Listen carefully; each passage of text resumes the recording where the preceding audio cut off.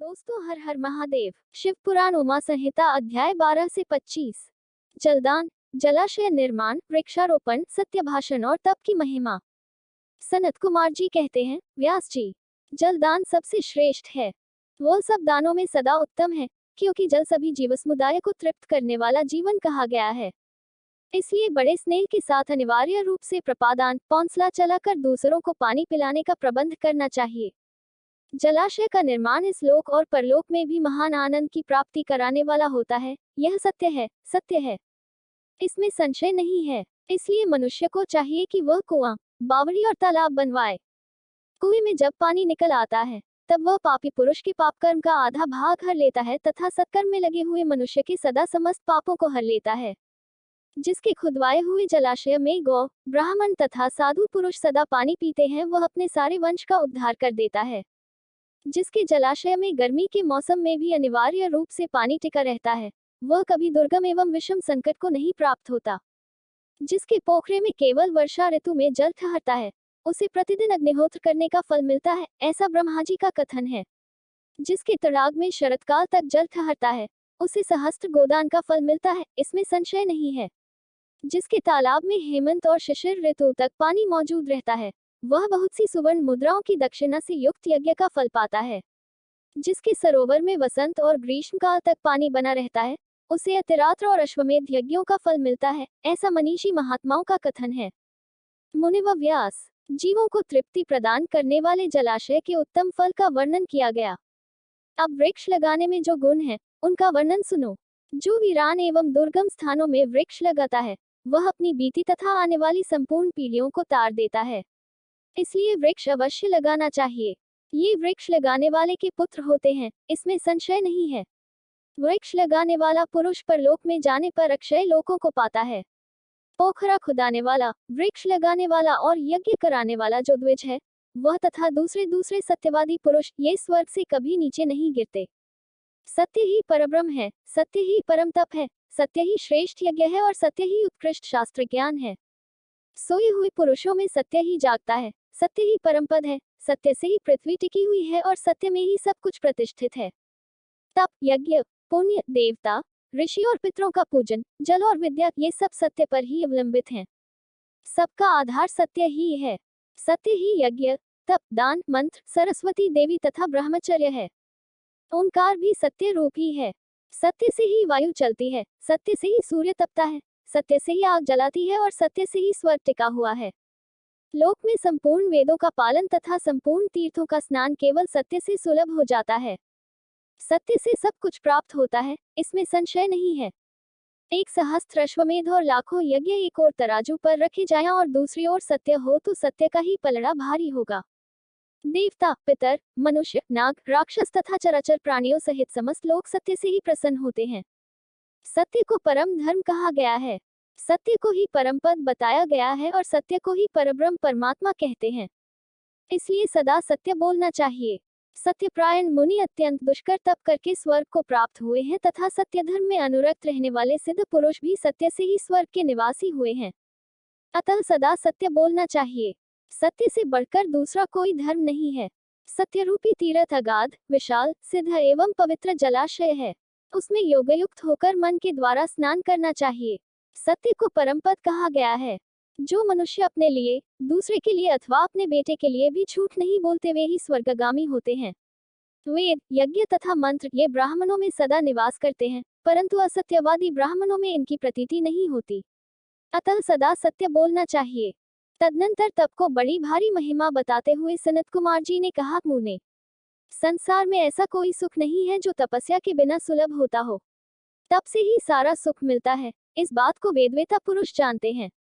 ज्ञान, विज्ञान, आरोग्य, सुंदर रूप, सौभाग्य तथा शाश्वत सुख तप से ही प्राप्त होते हैं। तपस्या से ही ब्रह्मा बिना परिश्रम के ही संपूर्ण विश्व की सृष्टि करते हैं। तपस्या से ही विष्णु इसका पालन करते हैं। तपस्या के बल से ही रुद्रदेव संहार करते हैं तथा तप के प्रभाव से ही शेष अशेष भूमंडल को धारण करते हैं। शिव पुराण उमा संहिता अध्याय 13 से 16। वेद और पुराणों के स्वाध्याय तथा विविध प्रकार के दान की महिमा, नरकों का वर्णन तथा उनमें गिराने वाले पापों का दिग्दर्शन, पापों के लिए सर्वोत्तम प्रायश्चित शिवस्मरण तथा ज्ञान के महत्व का प्रतिपादन। सनत कुमार जी कहते हैं, मुने, जो वन में जंगली फल मूल खाकर तप करता है और जो वेद की एक ऋचा का स्वाध्याय करता है, इन दोनों का फल समान है। श्रेष्ठ द्विज वेदाध्ययन से जिस पुण्य को पाता है, उससे दोना फल वह उस वेद को पढ़ाने से पाता है। मुने, जैसे चंद्रमा और सूर्य के बिना जगत में अंधकार छा जाता है, उसी प्रकार पुराण के बिना ज्ञान का आलोक नहीं रह जाता है, अज्ञान का अंधकार छाया रहता है। इसलिए सदा पुराण का अध्ययन करना चाहिए। अज्ञान के कारण नरक में पड़कर सदा संतप्त होने वाले लोग को जो शास्त्र का ज्ञान देकर समझाता है, वह पुराणवक्ता अपनी इसी महत्ता के कारण सदा पूजनीय है। जो साधु पुरुष पुराणवक्ता विद्वान को दान का पात्र समझकर बड़ी प्रसन्नता के साथ उसे उत्तमोत्तम वस्तुएं देता है, वह परम गति को प्राप्त होता है। जो सुपात्र ब्राह्मण को भूमि, गौ, रथ, हाथी और सुंदर घोड़े देता है, उसके पुण्यफल का वर्णन सुनो। वह इस जन्म में और परलोक में भी संपूर्ण अक्षय मनोरथों को पा लेता है तथा अश्वमेध यज्ञ के फल का भी भागी होता है। मुनीश्वर, जो पुरुष भगवान शिव की कथा सुनता है, वह कर्मों के विशाल वन को जलाकर संसार से तर जाता है। जो 2 घड़ी, 1 घड़ी अथवा 1 क्षण भी भक्तिभाव से भगवान शिव की कथा सुनते हैं, उनकी कभी दुर्गति नहीं होती। मुने, संपूर्ण दानों अथवा संपूर्ण यज्ञों में जो पुण्य होता है, वही फल शिव पुराण सुनने से अविचल रूप में प्राप्त हो जाता है।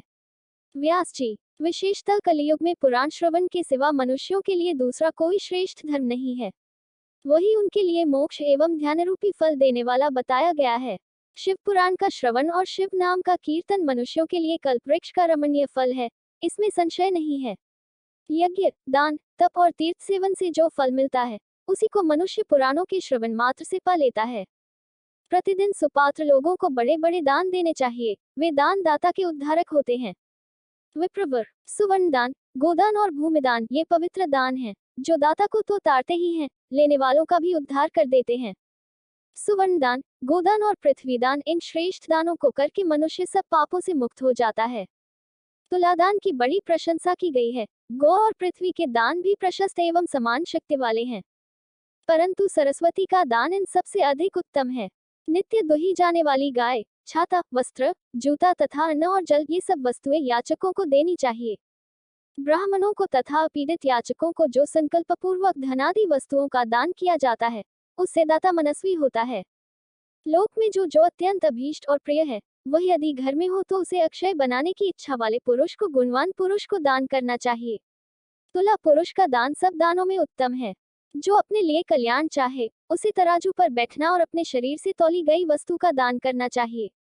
दिन में, रात में, दोनों संध्याओं के समय, दोपहर में, आधी रात के समय तथा भूत, वर्तमान और भविष्य तीनों कालों में मन, वाणी और शरीर द्वारा किए गए सारे पापों को तुला पुरुष का दान दूर कर देता है। इसके बाद ब्रह्मांड दान का महात्म्य एवं ब्रह्मांड का वर्णन करके सनत कुमार जी ने कहा, मुनिवरों में श्रेष्ठ व्यास, पाताल लोक से ऊपर जो नरक है, उनका वर्णन मुझसे सुनो। पापी पुरुष उन्हीं में यातनाएं भोगते हैं। रौरव, शुक, रोध, ताल, विवसन या विशसन, महाज्वाल, तप्तकुंभ, लवण, विलोहित, पीप, बहाने वाली वैतरणी, कृमि या कृमीश, कृमि भोजन, कृष्ण, असिपत्रवन, दारुण, लाला भक्ष, पोएवह, पाप, वहनिज्वाल, अधाशिरा, संदंश, कालसूत्र, तमस, अवीची, रोधन, श्वभोजन, अप्रतिष्ठ, महारौरव और शालमली इत्यादि बहुत से दैगदायक नरक वहां हैं। व्यास जी, उनमें जो पापकर्म प्रायण पुरुष पकाए जाते हैं, उनका क्रमशः वर्णन करता हूँ, सावधान होकर सुनो। जो मनुष्य ब्राह्मणों, देवताओं तथा गौओं के लिए हितकर कार्यों के सिवा अन्य किसी कार्य के लिए झूठी गवाही देता है अथवा सदा झूठ बोलता है, वह रौरव नरक में जाता है। जो भ्रूण, गर्भस्थ शिशु की हत्या और सुवर्ण की चोरी करने वाला, गाय को कटघरे में बंद करने वाला, विश्वासघाती, शराबी, ब्रह्महत्यारा, दूसरों के द्रव्य का अपहरण करने वाला तथा इन सबका संगी है, वह मरने पर तप्तकुंभ नामक नरक में जाता है। गुरु के वध से भी इसी नरक की प्राप्ति होती है। बहन, माता, गौ तथा पुत्री का वध करने से भी तप्तकुंभ में ही गिरना पड़ता है। साध्वी स्त्री को बेचने वाला, अधिक व्याज लेने वाला, त्यागने वाला, ये सब पापी तप्तलोह नामक नरक में पकाए जाते हैं। जो नराधम गुरुजनों का अपमान करने वाला तथा उनके प्रति दुर्वचन बोलने वाला है और जो वेद की निंदा करने वाला, वेद बेचने वाला तथा अगम्या स्त्री से संभोग करने वाला है, वे सब के सब लवण नामक नरक में जाते हैं। चोर विलोहित नामक नरक में गिरता है। मर्यादा को दूषित करने वाले पुरुष की भी ऐसी ही गति होती है। जो पुरुष देवता, ब्राह्मण और पितृगण से द्वेष करने वाला है तथा जो रत्न को दूषित उसमें मिलावट करता है, वह कृमिभक्ष नामक नरक में पड़ता है। जो दूषित यज्ञ दूसरों को हानि पहुंचाने के लिए आभिचारिक प्रयोग या हिंसा प्रधान तामस यज्ञ करता है, वह कृमीश नामक नरक में पड़ता है। जो नराधम पितृगण, देवगण और अतिथियों को छोड़कर बलिवैश्व देव के द्वारा देवता आदि का भाग उन्हें अर्पण किए बिना ही भोजन कर लेता है, वह उग्रलाला भक्ष नरक में गिरता है। जो शस्त्र समूहों का निर्माण करता है, वह भी उसी में जाता है। जो द्विजंत्यज से सेवा लेता है, असत दान ग्रहण करता है, यज्ञ के अधिकारियों से यज्ञ कराता है और अभक्ष्य भक्षण करता है, ये सब के सब रुधिरोक पूर्व नामक नरक में गिरते हैं। जो सोमरस को बेचने वाले हैं, उनकी भी यही गति होती है। यज्ञ और ग्राम को नष्ट करने वाला घोर वैतरणी नदी में पड़ता है। जो नई जवानी से मतवाले हो धर्म की मर्यादा को तोड़ते हैं, अपवित्र आचार विचार से रहते हैं और छल कपट से जीविका चलाते हैं, वे कृत्य नामक नरक में जाते हैं। जो अकारण ही वृक्षों को काटता है, वह असिपत्रवन नामक नरक में जाता है। भेड़ों को बेचकर जीविका चलाने वाले तथा पशुओं की हिंसा करने वाले कसाई वहनिजवाल नामक नरक में गिरते हैं। भ्रष्टाचारी ब्राह्मण, क्षत्रिय और वैश्य तथा जो कच्चे खपड़ों अथवा ईंट आदि को पकाने के लिए पजावे में आग देता है, वे सब उसी वहनिजवाल नरक में गिरते हैं। जो व्रतों का लोप करने वाले तथा अपने आश्रम से गिरे हुए हैं, वे दोनों ही प्रकार के पुरुष अत्यंत दारुण संदंश नामक नरक की यातना में पड़ते हैं। जो ब्रह्मचारी होकर भी स्वपम में वीर्य स्खलन करते हैं तथा जो पत्रों से विद्या पढ़ते हैं, वे स्वभोजन नामक नरक में गिरते हैं। इस तरह ये तथा और भी सैकड़ों हजारों नरक हैं, जिनमें पापकर्मी प्राणी यातनाओं की आग में डालकर पकाए जाते हैं। इन उपर्युक्त पापों के समान और भी सहस्त्रों पाप कर्म हैं, जिन्हें नरकों में पड़कर मनुष्य भोगा करते हैं। जो लोग मन, वाणी और क्रिया द्वारा अपने वर्ण और आश्रम के विरुद्ध कर्म करते हैं, वे नरक में गिरते हैं। नरक में सिर नीचे करके लटकाए गए प्राणी स्वर्गलोक में रहने वाले देवताओं को देखा करते हैं और देवता लोग भी नीचे दृष्टि डालने पर उन सभी अधोमुख नारकी जीवों को देखते हैं। पापी लोग नरक भोग के अनंतर क्रमशः उन्नति करते हुए स्थावर, कृमि, जलचर, पक्षी, पशु, मनुष्य, धर्मात्मा, मानव, देवता तथा मुमुक्षु होते और अंत में मोक्ष प्राप्त कर लेते हैं। जितने जीव स्वर्ग में हैं, उतने ही नरक में हैं। जो पापी पुरुष अपने पाप का प्रायश्चित नहीं करता, वही नरक में जाता है। कालीनंदन, स्वयंभू मनु ने महान पापों के लिए महान और लघु पापों के लिए लघु प्रायश्चित बताए हैं।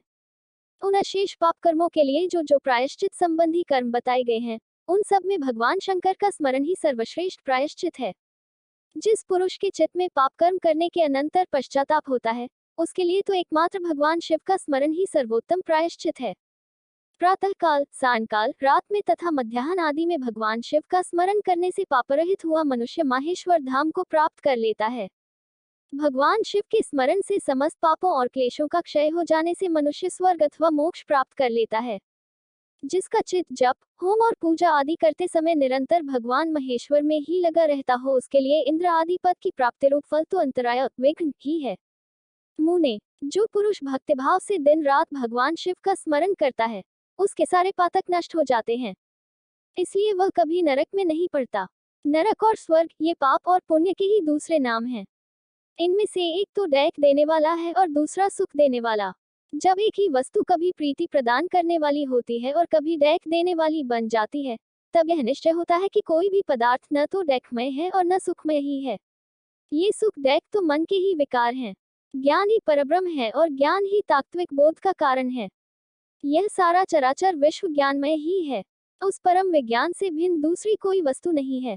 शिव पुराण उमा संहिता अध्याय 17 से 25। मृत्यु काल निकट आने के कौन कौन से लक्षण हैं, इसका वर्णन। इसके पश्चात द्वीपों, लोकों और मनुओं का परिचय देकर संग्राम के फल, शरीर एवं स्त्री स्वभाव आदि का वर्णन किया गया।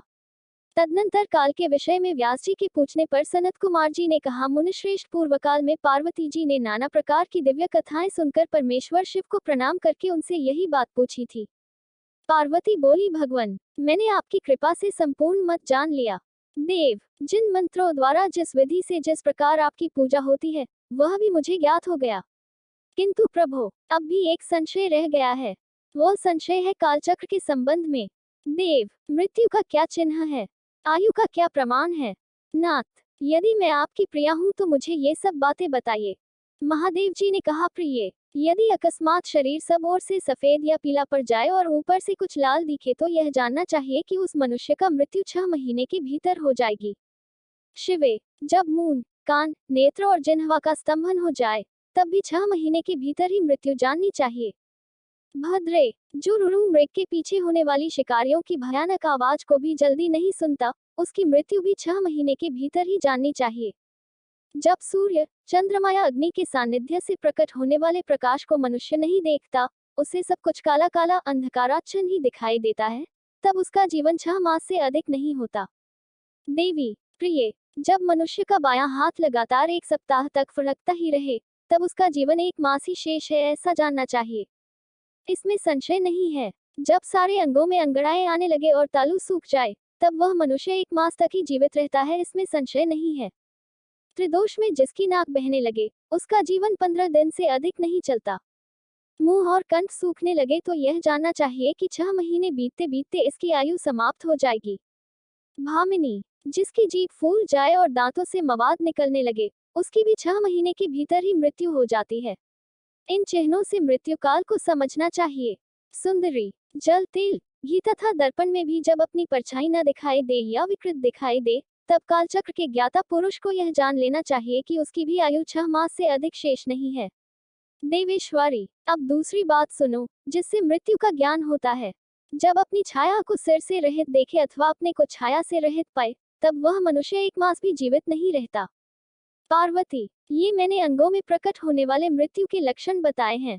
भद्रे, अब बाहर प्रकट होने वाले लक्षणों का वर्णन करता हूँ, सुनो। देवी, जब चंद्रमंडल या सूर्यमंडल प्रभाहीन एवं लाल दिखाई दे, तब आधे मास में ही मनुष्य की मृत्यु हो जाती है। अरुंधति, महायान, चंद्रमा इन्हें जो न देख सके अथवा जिसे ताराओं का दर्शन न हो, ऐसा पुरुष 1 मास तक जीवित रहता है। यदि ग्रहों का दर्शन होने पर भी दिशाओं का ज्ञान न हो, मन पर मूर्ता छाए रहे तो 6 महीने में निश्चय ही मृत्यु हो जाती है। यदि उतथ्य नामक तारा का, ध्रुव का अथवा सूर्यमंडल का भी दर्शन न हो सके, रात में इंद्रधनुष और मध्याह्न में उल्कापात होता दिखाई दे तथा गीध और कौवे घेरे रहे तो उस मनुष्य की आयु 6 महीने से अधिक की नहीं है।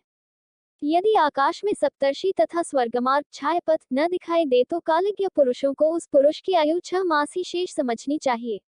जो अकस्मात सूर्य और चंद्रमा को राहु से ग्रस्त देखता है और संपूर्ण दिशाएं जैसे घूमती दिखाई देती हैं, वह अवश्य ही 6 महीने में मर जाता है। यदि अकस्मात नीली मक्खियां आकर पुरुष को घेर ले तो वास्तव में उसकी आयु 1 मास ही शेष जाननी चाहिए। यदि गीध, कौवा अथवा कबूतर सिर पर चढ़ जाए तो वह पुरुष शीघ्र ही 1 मास के भीतर ही मर जाता है, इसमें संशय नहीं है। दोस्तों, अगली वीडियो देखने के लिए आप चैनल सब्सक्राइब जरूर करें और लाइक करें और कमेंट करें। हर हर महादेव।